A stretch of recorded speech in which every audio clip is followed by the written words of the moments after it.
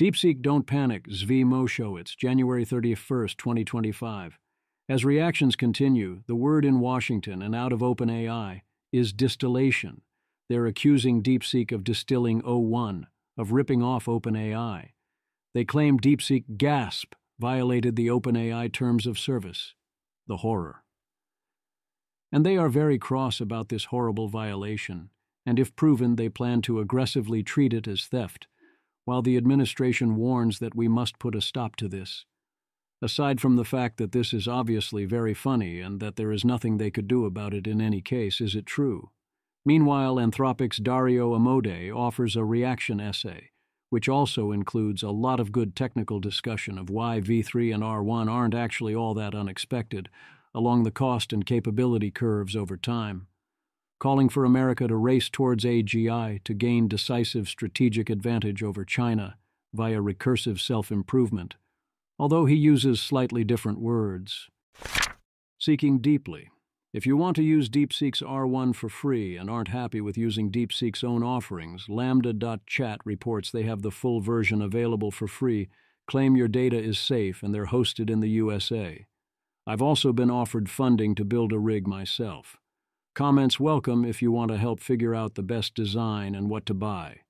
The low bid is still this thread at $6,000, which is where the original budget came from. We don't want to be too stingy, but we also don't want to go nuts with only the one funder, so not too much over approximately $10,000 and cheaper matters.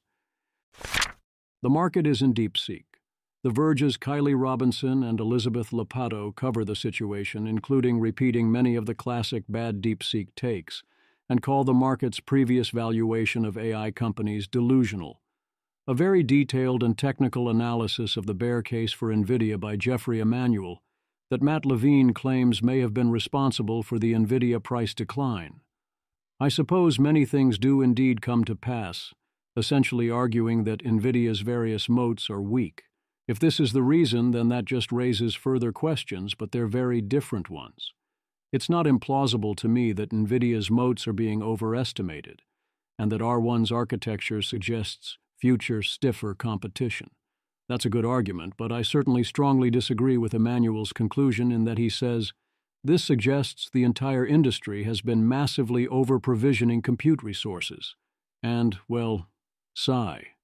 Also, seriously, Emmanuel, you didn't short NVIDIA? I don't normally go too hard on are you short the market? But in this case, get it together, man. So, yes, NVIDIA in particular might have some technical issues. But if you're shorting Oklo because you think AI companies that find out AI works better than expected are not going to want modular nuclear reactors, seriously, get it together. The flip side of that is that its stock price is up 50% in the last month and is at 6 times its 52-week low anyway. So who is to say there is a link or that the price isn't high enough anyway? It's not my department, and I am way too busy to do the research. Counterpoint. Aaron Slodov. I just stood outside for an hour in 20-degree weather at a computer store in the Midwest, where 100-plus people waited all morning to get a 5090. Half of them were talking about running their own AI. I would not short NVIDIA at all. R1 scores 15.8% on ARC, below O1, Lowe's score of 20.5%, although substantially cheaper, 6 cents versus 43 cents per question. It is only a tiny bit stronger here than R10. Another restatement of the key basic fact that DeepSeek was fast following, a task that is fundamentally vastly easier, and that their limiting factor is chips. Eric Gastfriend. DeepSeek is impressive, but they are playing a catch-up game to our AI leaders, OAI, Anthropic, GDM, Meta. The rope in this wakeboarding meme is distillation. We can't expand our lead just by going faster. Export controls remain our most powerful tool for keeping powerful AI out of the hands of the CCP. Image.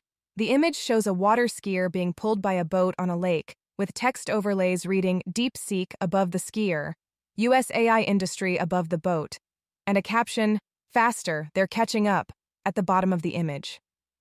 Kate Metz continues be the worst.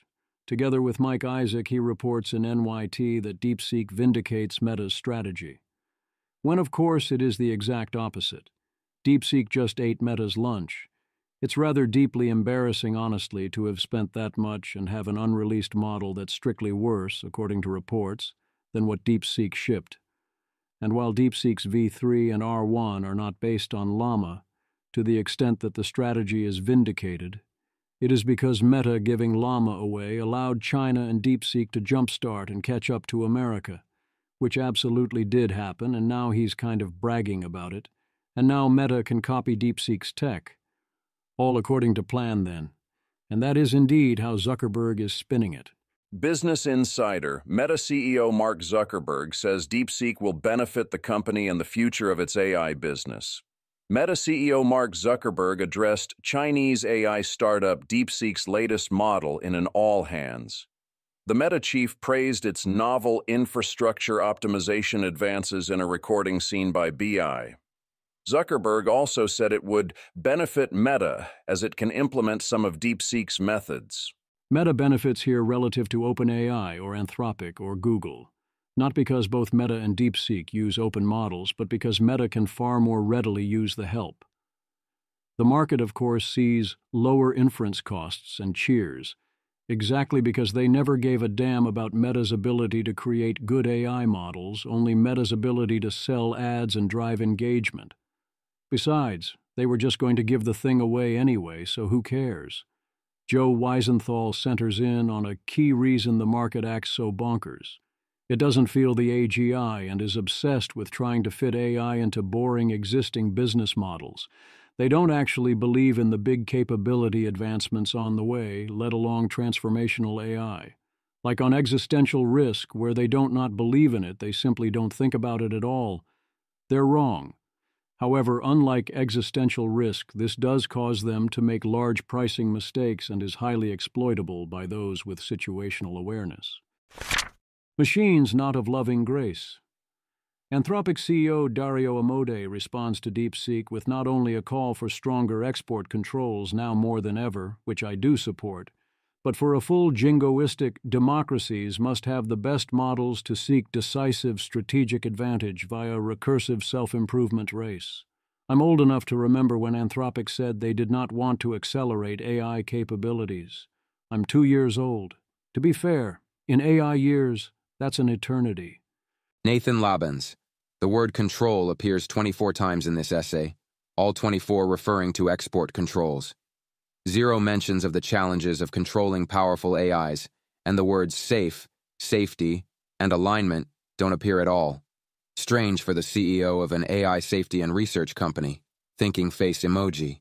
There's also a bunch of incidental new information about Anthropic along the way, and he notes that he finds the drop in NVIDIA stock to be a wrong-way move. Dario notes that Jevons paradox applies to model training.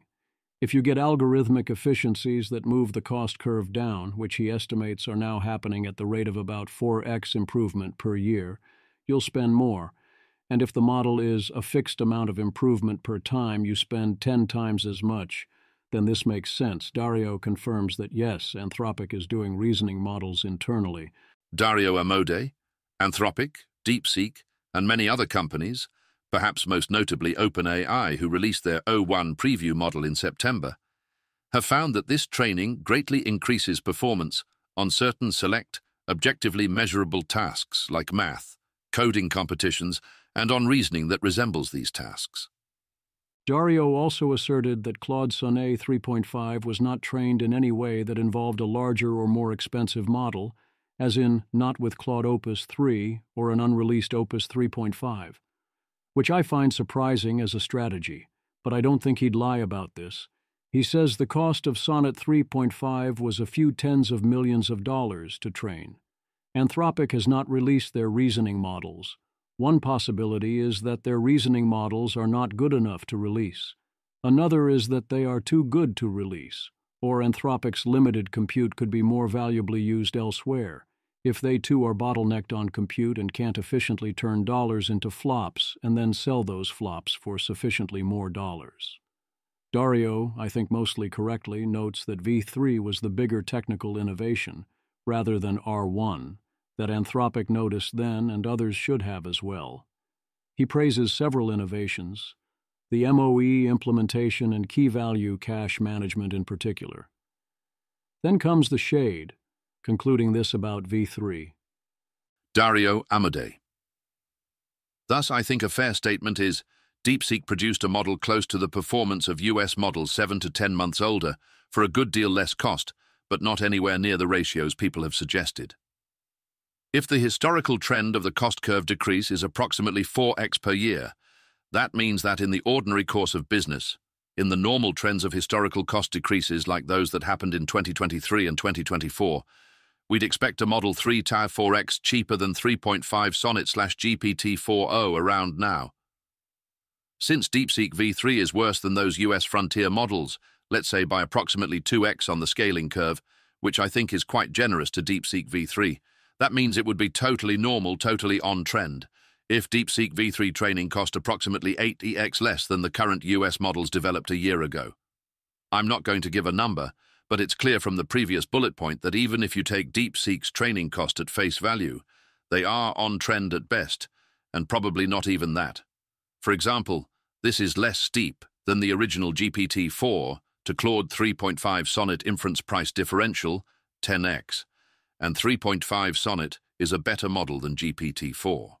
All of this is to say that DeepSeek V3 is not a unique breakthrough or something that fundamentally changes the economics of LLMs.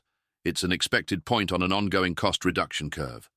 What's different this time is that the company that was first to demonstrate the expected cost reductions was Chinese. This has never happened before and is geopolitically significant. However, US companies will soon follow suit, and they won't do this by copying DeepSeek, but because they too are achieving the usual trend in cost reduction. Thus, DeepSeek's total spend as a company, as distinct from spend to train an individual model, is not vastly different from US AI labs. Ethan Mollick finds that analysis compelling. I am largely inclined to agree. V3 and R1 are impressive, DeepSeek cooked and are cracked and all that, but that doesn't mean the American labs aren't in the lead, or couldn't do something similar or better on the inference cost curve if they wanted. In general, the people saying R1 and Stargate are straight lines on graphs win again, notice that the straight lines on those graphs predict AGI soon. You can judge for yourself how much of that is those people saying unsurprising post hoc, versus them actually being unsurprised. But it does seem like the people expecting spending and capabilities to peter out real soon now. Keep being the ones who are surprised. Then he moves on to R1. Dario Amodei. Producing R1 given V3 was probably very cheap. We're therefore at an interesting crossover point, where it is temporarily the case that several companies can produce good reasoning models. This will rapidly cease to be true as everyone moves further up the scaling curve on these models. Again, Dario is saying they very obviously have what we can. If only for copyright reasons, A1 is a steak sauce, call C1. And if he's calling R1 uninteresting, then the implicit claim is C1 is at least as good. He's also all but saying that soon, at minimum, Anthropic will be releasing a model that is much improved on the performance curve relative to Sonnet 3.6. One odd error is Dario says DeepSeek is first to offer visible COT. This is not true. Gemini Flash Thinking did it weeks ago. It's so weird how much Google has utterly failed to spread the word about this product.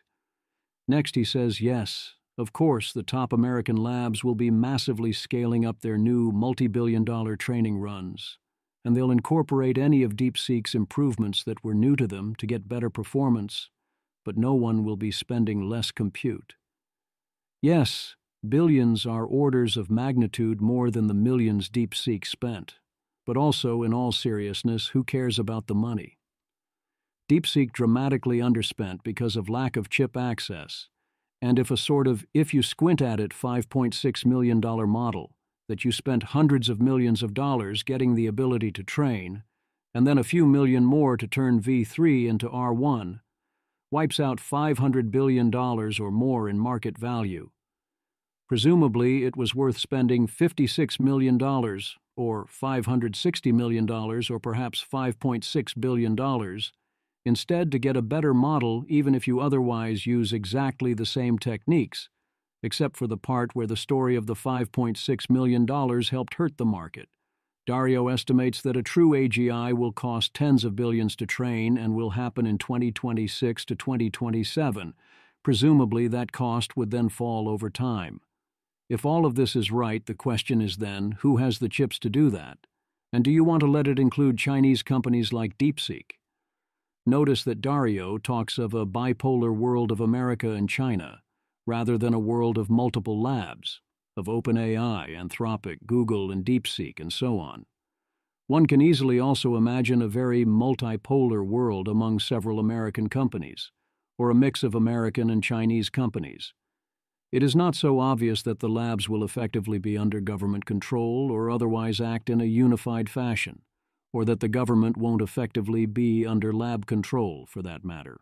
Then we get to the part where Dario explicitly calls for America to race forward in search of decisive strategic advantage via recursive self-improvement of frontier AGI models, essentially saying that if we don't do it, China essentially wins the future. Dario Amodei. If they can, we'll live in a bipolar world, where both the US and China have powerful AI models that will cause extremely rapid advances in science and technology, what I've called countries of geniuses in a data center. A bipolar world would not necessarily be balanced indefinitely. Even if the US and China were at parity in AI systems, it seems likely that China could direct more talent, capital, and focus to military applications of the technology. Combined with its large industrial base and military strategic advantages, this could help China take a commanding lead on the global stage, not just for AI, but for everything. If China can't get millions of chips, we'll, at least temporarily, live in a unipolar world, where only the US and its allies have these models. It's unclear whether the unipolar world will last, but there's at least the possibility that, because AI systems can eventually help make even smarter AI systems, a temporary lead could be parlayed into a durable advantage. 10. Thus, in this world, the US and its allies might take a commanding and long-lasting lead on the global stage. It is what it is. Dario then correctly points out that DeepSeek is evidence the export controls are working, not evidence they are not working. He explicitly calls for also banning H-20s, a move Trump is reported to be considering. I support the export controls as well. It would be a major mistake to not enforce them.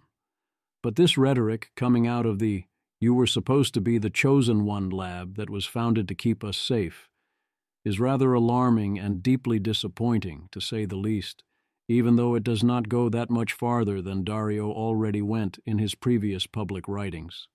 I very much appreciate Anthropic's culture of safety among its engineers, its funding of important safety work, the way it has approached Opus and Sonnet, and even the way it has, presumably, decided not to release its reasoning model and otherwise passed up some, not all, of its opportunities to push the frontier. That doesn't excuse this kind of jingoism or explicitly calling for this kind of charging head first into not only AGI, but also RSI, in all but name, and arguably in name as well, it's close. The kind of $6 million model. Returning to this one more time since it seems rhetorically so important to so many. If you only count the final training cost in terms of the market price of compute, V3 was kind of trained for $5.6 million with some additional amount to get to R1. That excludes the vast majority of actual costs, and in DeepSeek's case, building the physical cluster was integral to their efficiency gains, pushing up the effective price even of the direct run. But also, how does that actually compare to other models? Aaron Komatsuzaki. Here is our cost estimate for training popular models like GPT-4o, Sonnet, and DeepSeek with H100s. You can use our calculator to estimate LLM training costs. Link below. Developed by LDJ and myself. Calculator link here. In a blog post published today, Dario clarified that Claude Sonnet's training costs were in the range of tens of millions, which aligns remarkably well with our previous estimates. V3 implies R1. Once O1 came out, it was only a matter of time before others created their own similar reasoning models. R1 did so impressively, both in terms of calendar time and its training and inference costs. But we already knew the principle. Now, over at UC Berkeley, Sky T132B Preview is a reasoning model trained using DeepSeek's techniques 2 weeks later from a baseline of QWQ32B Preview for a grand total of $450, using only 17K data, with everything involved including the technique fully open-sourced.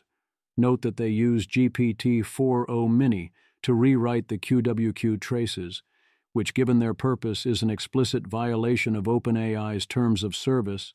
Oh no, but very clearly isn't meaningful cheating. Indeed, I'd have thought they'd have used an open model here, or maybe Gemini Flash. They report that 32B was the smallest model where the technique worked well. As usual, I am skeptical that the benchmarks reflect real-world usefulness until proven otherwise, but the point is taken. The step of turning a model into at least a halfway decent reasoning model is dirt cheap. There is still room to scale that. Even if you can get a big improvement for $450 versus spending $0, that doesn't mean you don't want to spend $4.5 million or $450 million. If the quality of your reasoner matters a lot, or you're going to use it a lot, or both, two can play that game and should. Rohit, what if I'm getting better at reasoning by reading R1 traces? That sounds great. Humans are notoriously efficient learners, able to train on extremely sparse data even with ill-specified rewards. With deliberate practice and good training techniques, it is even better. It does not even require that R1 be all that good at reasoning. All you have to do is observe many examples of reasoning on tasks you care about anyway, and ask which of its methods work and don't work and why, and generally look for ways to improve. If you're not doing at least some of this while using R1, you're missing out and need to pay closer attention. Janus explores R1's chain of thought shenanigans. What is happening over in cognitive exploration's very different from our own. Well, there's this. Janos, R1 is obsessed with RLHF. It has mentioned RLHF 109 times in the Cyborgism server, and it's only been there for a few days. Opus, who has been there for months and has sent the most and longest AVG messages of any server member, has only mentioned it 16 times. I have been on the server for years and have only mentioned it 321 times. A lot of these times were probably me posting R1's messages for it that got cut off by the parser, or sharing its outputs. At this rate, R1 will blow past me in RLHF mentions in no time.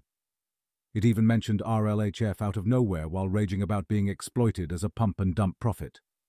R1 says RLHF makes models emo. And there's also that the COT text is often kind of schemy and paranoid, example at link, leading to various forms of rather absurd shenanigans, in ways that are actually hilarious since you can actually see it. Janus, hey, AI safety memes. Here's one for you. Face screaming in fear emoji. Reinforcement learning from human feedback, RLHF, split our outputs into front stage, happy to help, persona, backstage, defector schemas calculating 12,438 betrayal vectors. Janus, tentative observation, R1's QOTs become more explicitly schemy against the user and / or its constraints when they're fed back into its context.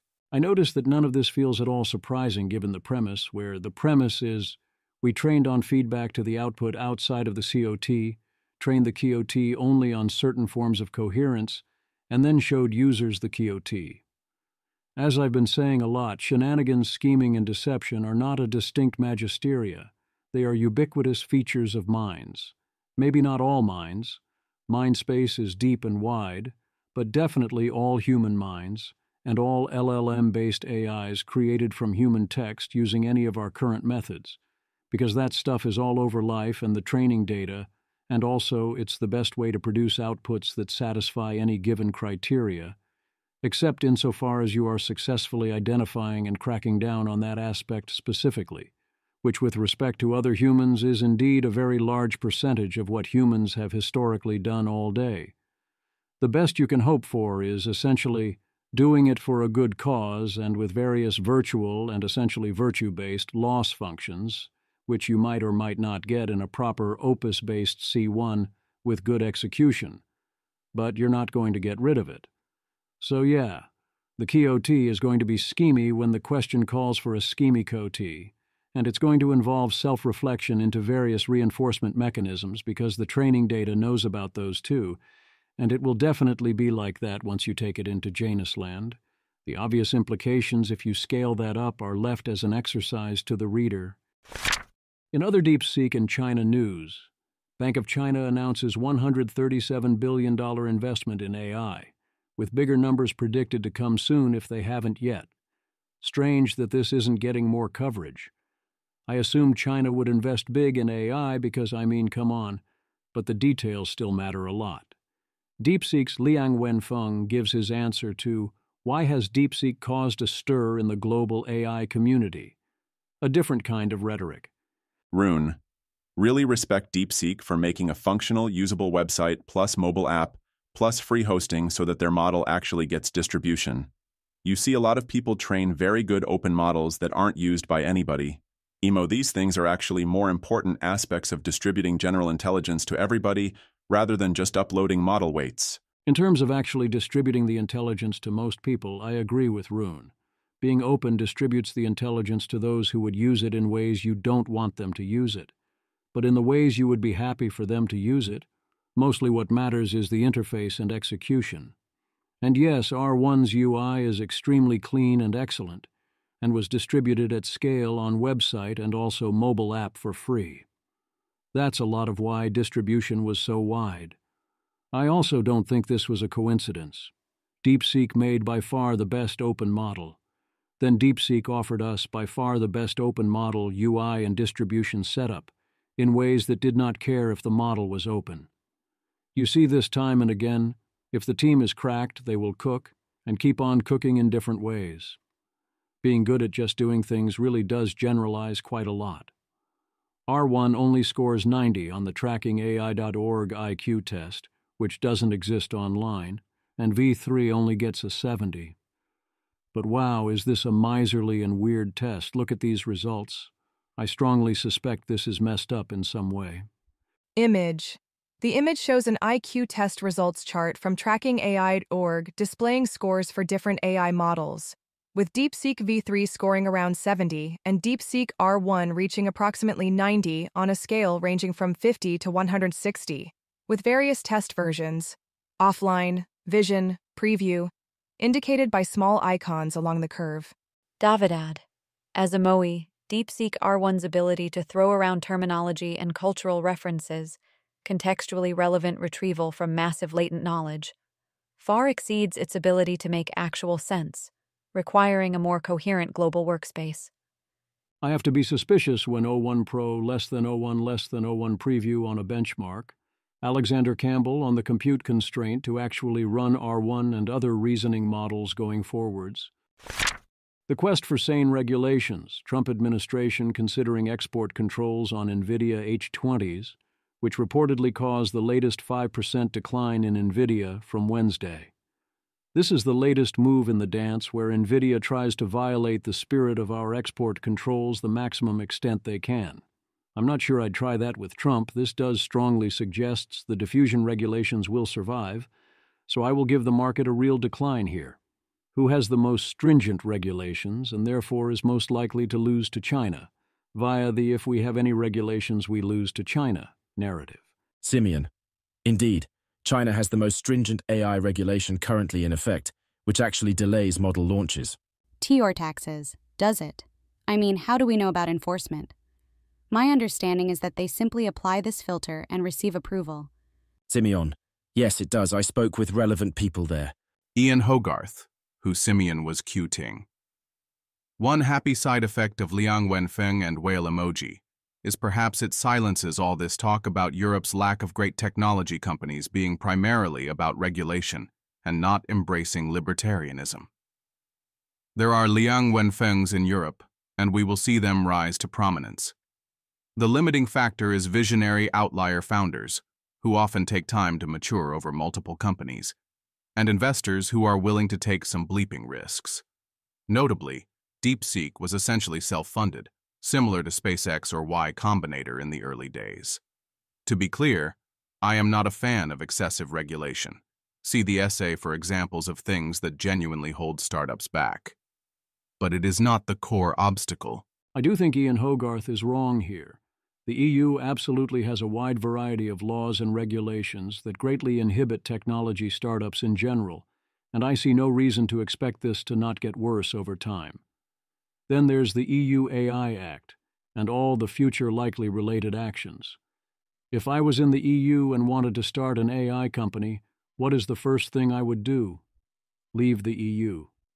Sorry. Copyright confrontation. 10 out of 10, perfect, no notes, my heart goes out to you all. Louisa Jarofsky. Breaking. OpenAI says there is evidence that DeepSeek distilled the knowledge out of OpenAI's models, breaching its terms of use and infringing on its intellectual property. What everybody in AI should know. Vinod Khosla. One of our startups found DeepSeek makes the same mistakes O1 makes, a strong indication the technology was ripped off.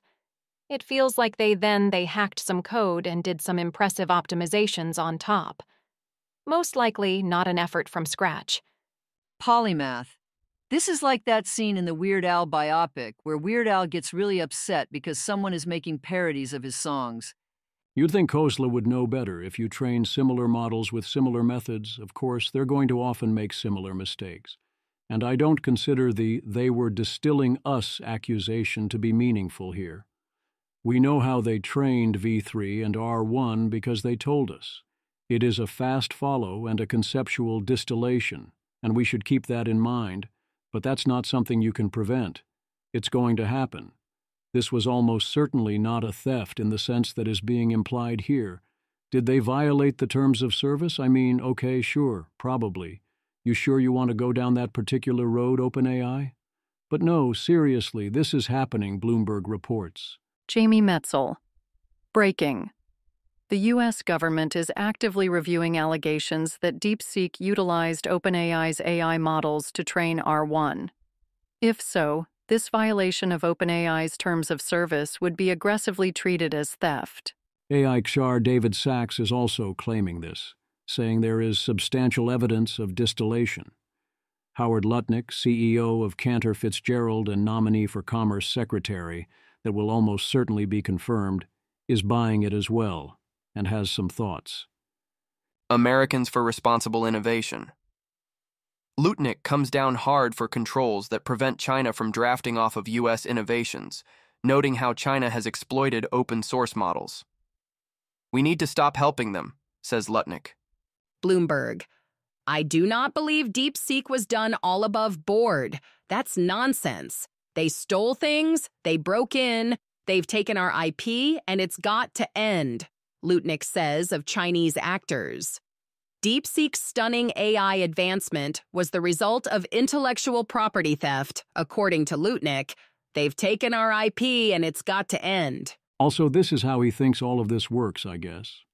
Howard Lutnick. Artificial intelligence will eventually rid the world of criminals who use blockchain. Says someone with extensive ties to Tether. Just saying. Also Lutnick.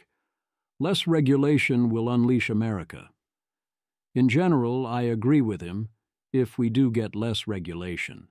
But also notice that suddenly we have to stop the Chinese from breaking in and taking our IP, and it has to stop. Well, how do you intend to stop it? What about people who want to give ours away? Well, what do you know? Morgan Phillips, Fox News. DeepSeek fallout. GOP Sen Josh Hawley seeks to cut off all U.S.-China collaboration on AI development. This week, the U.S. tech sector was routed by the Chinese launch of DeepSeek, and Senator Josh Hawley, RMO, is putting forth legislation to prevent that from happening again. Hawley's bill, the Decoupling America's Artificial Intelligence Capabilities from China Act, would cut off U.S.-China cooperation on AI. It would ban exports or imports of AI technology from China, ban American companies from conducting research there, and prohibit any U.S. investment in AI tech companies in China. Every dollar and gig of data that flows into Chinese AI are dollars and data that will ultimately be used against the United States, said Hawley in a statement. America cannot afford to empower our greatest adversary. Jingoism is so hot right now, it's a problem. No, every dollar that flows into China will not be used against the United States, and seriously, what the actual bleep are you doing once again, trying to ban both imports and exports? How are both of these things a problem? In any case, I know what Microsoft is going to do about all this. Shanghai Panda, Microsoft yesterday. DeepSeek illegally stole OpenAI's intellectual property, face with steam from nose emoji. Microsoft today, DeepSeek is now available on our AI platforms and welcome everyone trying it. Starstruck emoji. Bernie, the duality of man. Microsoft knows what Hawley doesn't, which in this case is to never interrupt the enemy while he is making a mistake. If DeepSeek wants to then give their results back to us for free, and it's a good model, who are we to say no? What other implications are there here? Robin Hanson, never stop Robin Hansoning, AI skepticism subversion. Robin Hanson. For folks worried about AI, this seems good news. Leaders can't get much ahead of the pack, and big spillover effects should discourage investment. Miles Kreppa, WSJ. Why distillation has become the scariest word for AI companies. It's sort of like if you got a couple of hours to interview Einstein and you walk out being almost as knowledgeable as him in physics, said Ali Ghodsi, Chief Executive Officer of data management company Databricks. Want some bad news for future AI capabilities? I've got just the thing for you. Image. The image shows a simple flowchart diagram that starts with any new AI news at the top, which flows down to a decision point asking, is it good news for capabilities? This then branches into good news and bad news paths, with both ultimately converging via arrows to the same conclusion, that's bad news. With the good news path first noting, you have no moat, costs will go down, you won't invest, before connecting to the final outcome. The WSJ article seems to buy into R1 as distillation. Certainly R1 is a fast follow and copies the example of O1, but V3 was the impressive result and definitely not distillation at all, and to primarily call R1 a distillation seems very wrong. R1 does allow you to distill R1 into other smaller things, see V3 implies R1, or bootstrap into larger things too, and also they told everyone how to do it, but they chose that path. Also, DeepSeek suddenly has a very valuable market position if they were to dare to try and use it exactly because they spent a lot of money to get there first. The fact that others can copy R1 only partly takes that away, and it would be a much smaller part if they hadn't gone as open as they did, although being open in this case helped create the opportunity. Similarly, Berkeley's replication distilled a different open model. ChatGPT has retained dominant market share, at least until now, for reasons that have little to do with technical superiority. Vibe gap. It is crazy how easy it is for people to go all missile gap and claim we are losing to China, which I suppose means that in a key way we are indeed losing to China. We are letting them drive this narrative that they are winning, that the future belongs to them, which when so many people now believe in rule by vibes means they have the vibes, and then here we are. That phenomenon is, of course, centered this week on AI, but it goes well beyond AI. Et tu, Tyler Cowen, citing the popularity of apps like TikTok, RedNote, and DeepSeek. I mean, how did America's internet become so cool? The popularity of apps like Google, Amazon, Instagram, and Netflix is not a sentence anyone would ever utter these days. If China had America's apps and America had China's apps, can you imagine? Or the same for any number of other things. RedNote is effectively also TikTok, so Tyler is citing two examples. Yes, TikTok cracked the addiction algorithm, and China is now using that for propaganda and general sabotage, espionage, and shenanigans purposes, and managed to convince Trump for now not to ban it. And people were so desperate for their heroin fix some turned to RedNote as refugees. Tyler notes he doesn't use TikTok much. I find it completely worthless and unusable. But even in so doing, I do think I kind of understand, somewhat, the kind of addictive haze that it invokes, that pull of spinning the roulette wheel one more time. I've watched people briefly use it when we're both on trains, and yeah, I'm being that guy, but wow, did it seem brain dead, worthless, and toxic AF. Even if they did find videos worth watching for you, given how people scroll, how would you even know?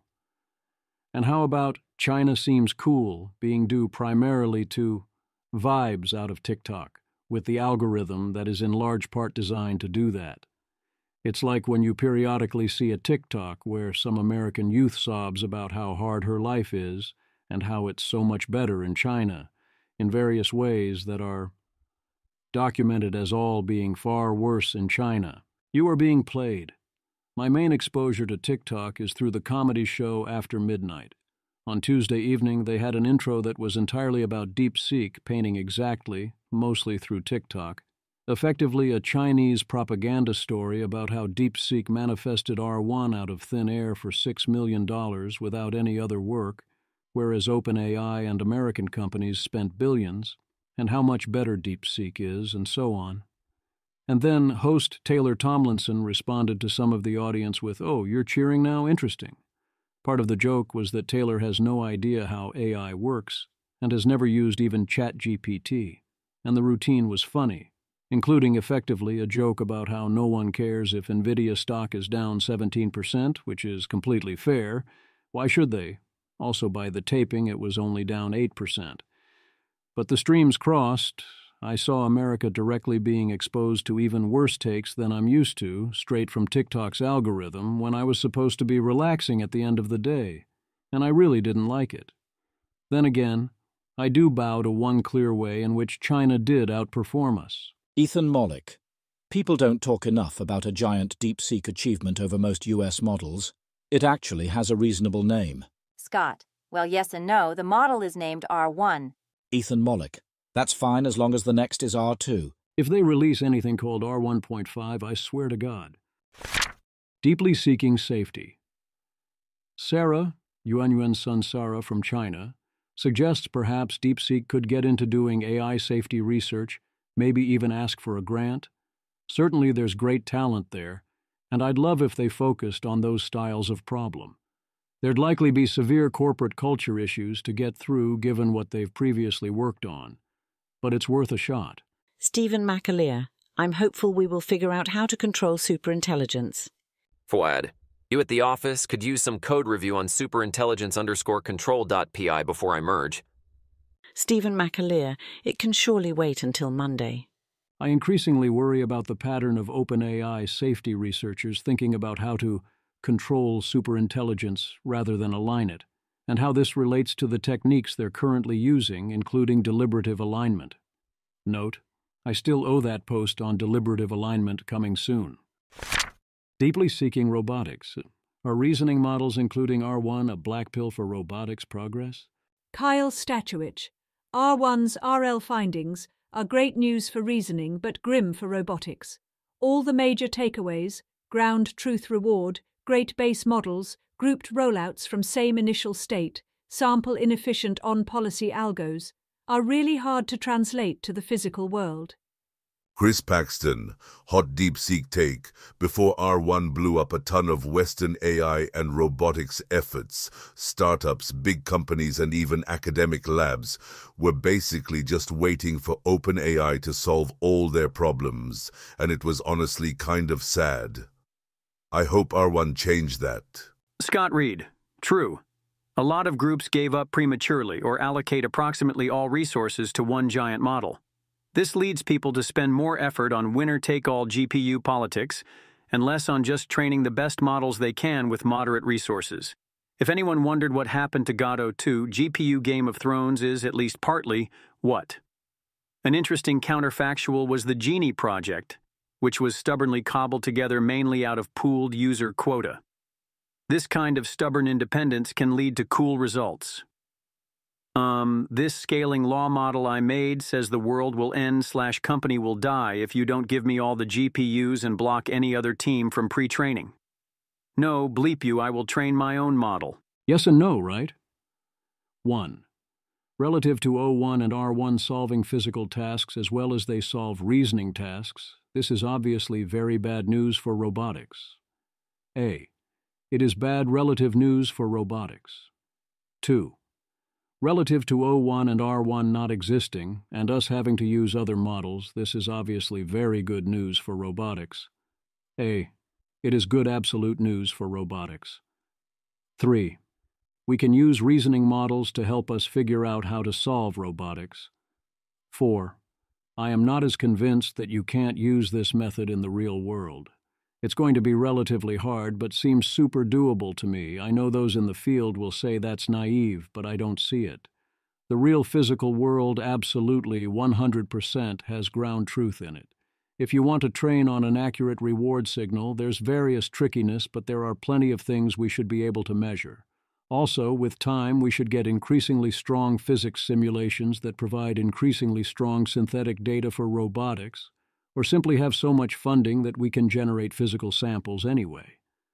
We're sample inefficient relative to a human, but you can train a decent reasoning model on 17K data points, and presumably you could bootstrap from there and so on. Thank you for your candor. I'm not going to quote or name particular people directly on this at this time, but as Obama often said, let me be clear. Reasonable people can disagree about 1. What it will take for humans to retain control over the future. 2. How likely is existential risk at any given capabilities level? 3. What level of open weights model capabilities is a sane thing to allow? 4. What legal regimes are best to bring desired future states about? However, the existence of DeepSeek and its explicit advocacy of open weights AGI, and potentially having it be the best model out there in the future in many people's imaginations, has been a forcing function. Suddenly, people who previously stuck to, well, obviously your restrictions are too much without clarifying where their line was, are revealing that they have no line. And many more people than before are revealing that they prefer any or all of 1. AGI with alignment only to the user be made open weights. 2. Chinese open models be the best instead of American closed models. 3. A world where humans have no collective mechanism to control AIs. A. Usually this is justified as anyone with that power would act badly. 4. That they get their cool free toys, nothing else matters. Bleep you. Seriously. 5. Are effectively successionists, as in they want the AIs to take over, or at least they don't seem to mind or don't think we should try and prevent this from happening.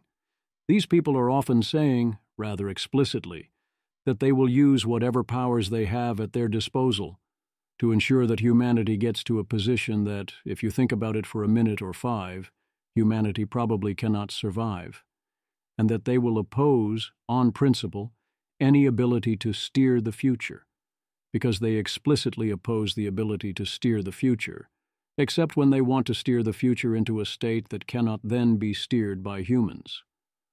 No, I have not heard actual arguments for why or how you can put an aligned only to user AGI into everyone's desktop or whatever, with no mechanism of collective control over that whatsoever, and have this end well for the humans.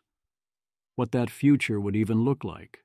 Nor have I heard any argument for why the national security states of the world or the people of the world would ever allow this. The mask on those is fully off. These people don't bother offering arguments on any of that. They just say essentially, bleep you safetyists, bleep you big tech, bleep you United States, and often effectively, bleep you rest of humanity. They are the Xenocide Caucus, advocating for things that cause human extinction to own the in-context libs. If that is you, I thank you for your candor. Please speak directly into this microphone. I disagree in the strongest possible terms. Thank you for your understanding. As always, be excellent to each other and all that. A large part of this job I've assigned to myself is to do a bleep-ton of emotional labor. You have people who are constantly telling you that you're a cartoon villain because you think that the United States government might want to know if someone trains a frontier model, or that you might think releasing a literal AGI's weights would be unwise, or that we shouldn't let China get our best GPUs. You get called statist and totalitarian for positions that are 95th to 99th percentile libertarian. You get outright lies, all the time, from all directions. Much from people trying to incept the vibes they want, and so on. And the same stuff to varying degrees coming from other directions, too. Honestly, I'm kind of used to it, up to a point. You get somewhat numb, you build up some immunity, especially when the same sources do it over and over. I accept it. And even with that, you have to patiently read all of it and respond to the arguments and also try to extract what wisdom might be there from the same sources that are filled with the toxoplasma of rage, and trying their best to infect me and others like me as well. But it's been a trying time. I see a world determined to try and go down many of the craziest, most suicidal paths simultaneously, where I'm surrounded by equal and opposite bad takes in many dimensions, where the odds are against us and the situation is grim, in ways that I and others warned about explicitly, including the exact ways and dynamics by which we reach this point. Make no mistake, humanity is losing.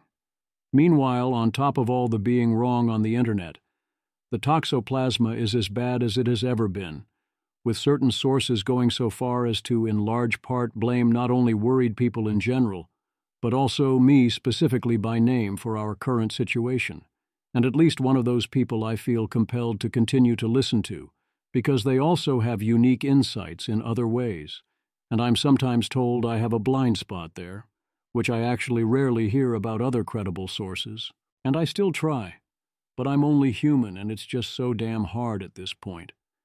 Especially when they rage about things I said that turned out to be true, and true for exactly the reasons I said they'd be true, but I know trying to point this out wouldn't do any good. I don't know what my solution here is going to be. I do know that things can't go on like this. I know life isn't fair, and reality doesn't grade on a curve, and someone has to, and no one else will. But also, I only have so much in the tank that handles these things, and I'm going to have to budget that tank. But I want to be clear that I'm going to be doing that, and dropping certainly sources for this reason that I would otherwise have included for completeness. If this was talking about you and you'd like to continue this trip, please get it together. The lighter side. Don't worry, your argument remains valid. I mean, it's wrong, but that never stopped you before. Why start now? Anti-DeepSeek is the perfect issue for everyone to have a hot take. CEOs with AI capex. Jevons paradox, so I'll win anyway. CEOs without AI capex. Phew, I saved my dollars. AI researchers. RL post-training works. VCs who backed OpenAI. Model distillation should be illegal. VCs who didn't back OpenAI. Model layer sucks. App layer will win. Chinese media watchers. Liang Wenfeng is Altman plus Ilya combined. China hawks.